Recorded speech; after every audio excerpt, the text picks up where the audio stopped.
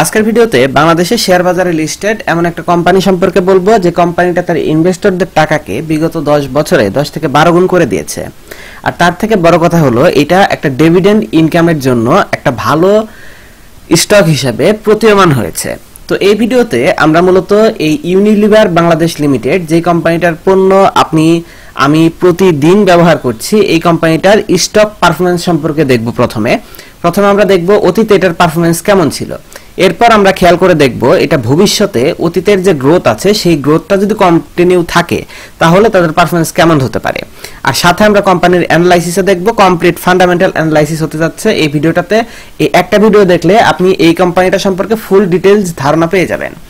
তো যারা আমার ভিডিওগুলোর কমেন্টে জিজ্ঞেস করেন ভাই কোথায় বিনিয়োগ করব বা কিভাবে ইনভেস্ট করব, কি ধরনের কোম্পানিতে বিনিয়োগ করব, তাদের জন্য আমি বলেছিলাম বাংলাদেশের মার্কেটে প্রতিটা সেক্টরে টপ 5-7টা করে কোম্পানি নিয়ে আমি অ্যানালাইসিস করব। তো মাল্টিন্যাশনাল কোম্পানিগুলো আছে অলমোস্ট 15 থেকে 20টার মতো। আমি এগুলোর সবগুলোরই পারফরম্যান্স অ্যানালাইসিস আপনাদের দেখানোর চেষ্টা করব, তাই পুরো সিরিজটিতে আমার সাথে থাকবেন। আসুন আর কথা না বাড়িয়ে আমাদের মেইন ভিডিওতে চলে যাই, কিভাবে এই ইউনিলিভার বাংলাদেশ লিমিটেড এর শেয়ারটি আমাদের টাকাকে বিগত 10 বছরে 10 গুণ করতে পারত এবং ভবিষ্যতে এটাতে ইনভেস্ট করলে কেমন হতে পারে সেটার ব্যাপারেও আইডিয়া লাগানোর চেষ্টা করব আমরা। দেখুন, এই কোম্পানিটার ডিভিডেন্ড হিস্টোরি যদি আপনি দেখেন, এটা কিন্তু বেশ ভালো মাত্রায় ডিভিডেন্ড দিয়েছে তার ইনভেস্টরদের। তো বিগত বছরগুলোতে আপনি দেখেন প্রতি বছর 240%, 400%, 500% এই ধরনের একটা ভালো ক্যাশ ডিভিডেন্ড তারা জেনারেট করে দিয়েছে। আর স্টকটাও অনেক উচ্চ মূল্যের, এজন্য অনেকেই শেয়ারটায় খুব বেশি দামে উথালপাথাল হয় না বলে অনেকেই এই ধরনের কোম্পানিগুলোতে বিনিয়োগ করে না। তো যাই হোক, আমি আপনাদের এটার অতীতের পারফরমেন্স দেখাচ্ছি যে এটা আলটিমেটলি দেখা যায় এই ধরনের বড় কোম্পানি যেগুলো, বিগ পেড আপের কোম্পানি যেগুলো, এই সমস্ত কোম্পানিগুলোর ক্ষেত্রে কিন্তু প্রাইসটা সহজে বাড়ে না, অনেক সময় নিয়ে বাড়ে, কিন্তু লং টাইমে এগুলো অনেক ভালো রিটার্ন দেয় ছোটখাটো পেনি স্টকের থেকে। তো এবারে আমরা এই পেজটাতে কোম্পানিটার অতীত পারফরম্যান্স সম্পর্কে দেখার চেষ্টা করছি। ধরেন 2012 সালে একজন ব্যক্তি এই কোম্পানিটার 1000 শেয়ার বাই করলো। তো তার টোটাল প্রতিটা শেয়ারের মূল্য তখন ছিল 570 টাকা করে। সেই হিসাবে 1000 শেয়ারের দাম হয় 5,70,000 টাকা। তার মানে একজন ইনভেস্টর 5,70,000 টাকা ইনভেস্ট করলো 2012 সালে। যে আজ থেকে এই 10-11 বছর আগে এই ইনভেস্টমেন্টটা করেছিল, বর্তমানে তার পোর্টফোলিও কত বড় হয়েছে সেটাই আমরা এখন দেখার চেষ্টা করব। কোম্পানিটা 2012 সালে ক্যাশ ডিভিডেন্ড দেয় 15 টাকা করে, শেয়ার প্রতি 15 টাকা করে ক্যাশ ডিভিডেন্ড দেয় এবং 1000 শেয়ারের বিপরীতে ওই বিনিয়োগকারী 15,000 টাকার ক্যাশ ডিভিডেন্ড পায়। এভাবে 2013-তে তারা 30 টাকা করে ক্যাশ ডিভিডেন্ড দেয়, এই হিসেবে 30,000, 14-তে 42 টাকা, এই হিসেবে 42,000, 15-তে 55 টাকা, এই হিসেবে 55,000, 16-তে 50 টাকা, এই হিসেবে 50, 17-তে 55 টাকা, এই হিসেবে 55,000। এভাবে করতে করতে 2022 পর্যন্ত তারা এই ক্যাশ ডিভিডেন্ড গুলো দেয় এবং 2023-এও কিন্তু তারা যদিও এখনো ওইটার ডিভিডেন্ড হিস্ট্রিটা আমি এখনই আনতে চাচ্ছি না, যাই হোক 2022-এ তারা আবার 24 টাকা ক্যাশের সাথে 60% স্টক দেয়। এখানে স্টক ডিভিডেন্ডটা হলো আপনার কাছে যদি 100টা স্টক থাকে সেক্ষেত্রে আপনার স্টক 60% বৃদ্ধি পাবে, মানে 160টা হয়ে যাবে। তো এই হিসাবে 1600টা স্টকের মালিক যে এই সময়ে বিনিয়োগ করেছিল, এই 10 বছরে সে 1000 স্টক, তার 1600 স্টক হয়েছে আর এই ক্যাশ ডিভিডেন্ড গুলো সে পেয়েছে। আমরা যদি এই বিগত 10-12 বছরের হিস্টোরি দেখার চেষ্টা করি তাহলে তার টোটাল ডিভিডেন্ড থেকে 4,79,000 টাকার ইনকাম হয়েছে। এখানে আমরা ধরলাম 10%-এর মতো গভর্নমেন্টের ট্যাক্স বাদ যাবে, 40-45,000 টাকা বাদ যাবে, সেই হিসেবেও প্রায় 4 লাখের উপরে 4-4.5 লাখ টাকার মতো ক্যাশ ডিভিডেন্ড সে পেয়েছে। তার মানে তার 5,70,000 টাকার বিনিয়োগের প্রায় অলমোস্ট সমস্ত অংশ 2023-এর ডিভিডেন্ড যোগ করলে পুরো অংশটাই সে পেয়ে গেছে। এখন আমরা যদি এই স্টকটার বর্তমান প্রাইজের সাথে এটাকে কম্পেয়ার করি যে এখনকার যে দাম আছে এই হিসাবে কি অবস্থায় আছে, আমরা যদি প্রাইসটা দেখার চেষ্টা করি তাহলে এখানে আমি আপনাদের দেখাচ্ছি এটার প্রাইস বর্তমানে আছে 3,024 টাকা। তার মানে প্রতিটা শেয়ারের দাম যেখানে ওই সময় ছিল 570 টাকা সেটা এখন আছে 3,024 টাকা। আমরা যদি ক্যালকুলেটরে হিসাব করার চেষ্টা করি,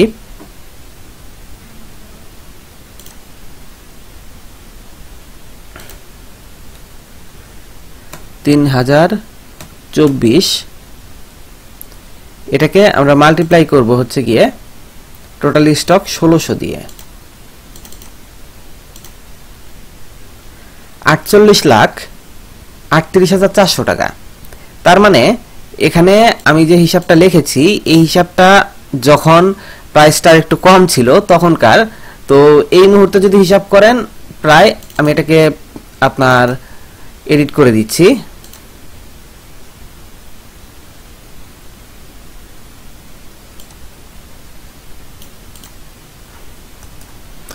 অলমোস্ট 48 লাখ টাকার মতো, 48,48,40,000 এই ধরনের একটা অ্যামাউন্ট কিন্তু আমরা দেখতে পাচ্ছি।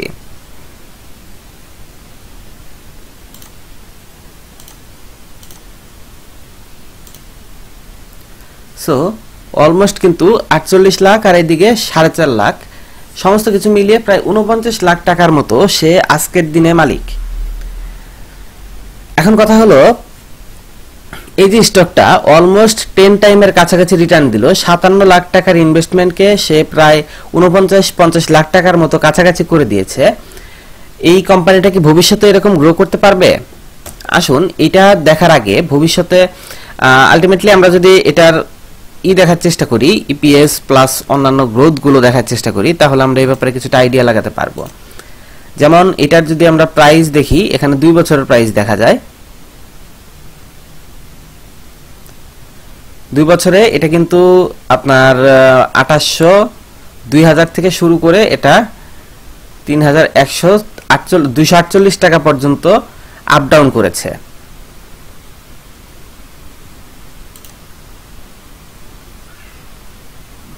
আর এই বছরের ইপিএস যদি দেখার চেষ্টা করেন, গত বছর ছিল 26 টাকা, এবছর এটা যদি দেখার চেষ্টা করেন 6 মাসে কিন্তু 21 টাকা 44 পয়সা কামিয়ে ফেলছে। আর বাকি যে সময়টুকু আছে আমরা দেখতে পাবো হয়তোবা এটাকে যদি আমরা ডাবল করি প্রায় 42 টাকার মতো ইপিএস আসে। তাছাড়া আমরা যদি তাদের প্রিভিয়াস পারফরম্যান্স গুলো দেখার চেষ্টা করি, তাদের নেট অ্যাসেট ভ্যালু থেকে শুরু করে প্রতিটা ইন্ডিকেটরই কিন্তু উপরের দিকেই গেছে অন অ্যান এভারেজ। মানে কনসিস্টেন্টলি একটা প্রফিট করা কোম্পানি আর কি, আমরা এটুকু বলতে পারি। তবে বেশ হাই প্রাইস, আপনার যদি বিগ ইনভেস্টমেন্ট করার ইচ্ছা থাকে তাহলে এই ধরনের কোম্পানিগুলোতে ইনভেস্ট এর অপশন হিসাবে বাছাই করা যায়। তো যাই হোক, আমরা অতীতের পারফরম্যান্স দেখলাম যে তারা কন্টিনিউ তাদের ডিভিডেন্ড থেকে শুরু করে সমস্ত কিছু বাড়িয়েছে। ওই দেখুন আগের দিকে ছিল 15 টাকা, সেটা এখন 44 টাকা পর্যন্ত, 50 টাকা পর্যন্ত প্রায় দিচ্ছে। ঠিক আছে, তো আমরা যদি এটাকে একটা ফিউচারিস্টিক গ্রোথ হিসাবে ধরি যে ভবিষ্যতে কোম্পানিটা এভাবেই পারফর্ম করতে থাকবে এবং গ্রোথ কিছুটা বাড়তে থাকবে, এই হিসাবে যদি আমরা একটা অনুমান লাগানোর চেষ্টা করি, তবে এখন এই বছরের হিসাবে প্রায় 42 টাকার মতো ইপিএস আসার কথা। আমরা ধরে নিলাম এটা প্রতি বছর 15%-এর আশপাশে বৃদ্ধি পাবে। তো এটা যদি এইভাবে বাড়তে চায় তাহলে 2024-এ কিন্তু এটা 50 টাকার মতো হয়ে যাবে, 2025-এ 57, 2026-এ 67, 2027-এ 78, 2028-এ 90, 2029-এ 106, 2030-এ 122, 2031-এ 145 এবং সবশেষ 2033 সাল পর্যন্ত আমরা 180 টাকা পর্যন্ত এটার ইপিএস দেখতে পারি। তো ইপিএস যদি নাও বাড়ে বা তারা যদি ক্যাশ ডিভিডেন্ড বেশি নাও দেয়, তবুও কিন্তু আমাদের ভালো বিষয় হচ্ছে কোম্পানির স্ট্রেংথ ভালো, দেশের সব ধরনের বাজে সিচুয়েশনের পরও কিন্তু এটা তার জায়গায় টিকে আছে। তো এখন কথা হলো 180 টাকা ইপিএস এর একটা কোম্পানি, ওদের পি রেশিও দিয়ে যদি আমরা গুণ দেই, এখানে পি রেশিও আছে প্রায় 63-এর মতো। আমরা ধরলাম যে 180 হবে না, কমই হবে। আমরা যদি ধরে নেই যে 100 টাকাও যদি মানে দেয় তাহলেও কিন্তু আমাদের কোম্পানিটার ভালো হচ্ছে। তো যাই হোক, আমরা এটা দিয়ে একটা হিসাবটা করে দেখার চেষ্টা করি আসলে কত গুণ হতে পারে আসন্ন 10 বছরে যদি এটাকে হোল্ড করে রাখা যায়। এখানে দেখেন 63 আছে পি রেশিও, 73 আছে পি রেশিও। তো আমরা আবার চলে যাব ক্যালকুলেটরে।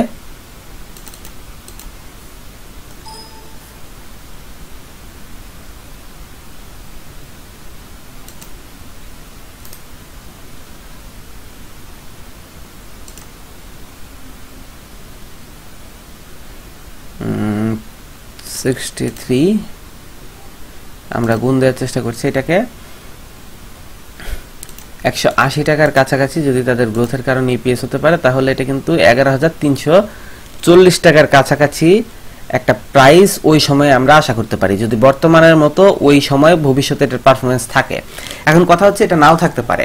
আসলে এই একটা কোম্পানি ভালো পারফর্ম করবে কিনা এটা কেউ জানে না, হয়তো বা ভবিষ্যতে এটার ব্যবসা রেকিট বেনকাইজার বা বাংলাদেশে যে কোম্পানিগুলো আছে এরাও হয়তো দখল করে ফেলতে পারে, এটা অস্বাভাবিক কিছু না। কিন্তু আমি বলছি যে আপনি যদি এই ধরনের ভালো 8-10টা কোম্পানি বা 20-30টা কোম্পানি সিলেক্ট করে সেগুলোতে একটা এভারেজ বিনিয়োগ করে রাখতে পারেন সবগুলোতে আলাদা আলাদা ভাবে, তাহলে কিন্তু আপনি একটা ভালো রকমের রিটার্ন শিওর শট পাবেন।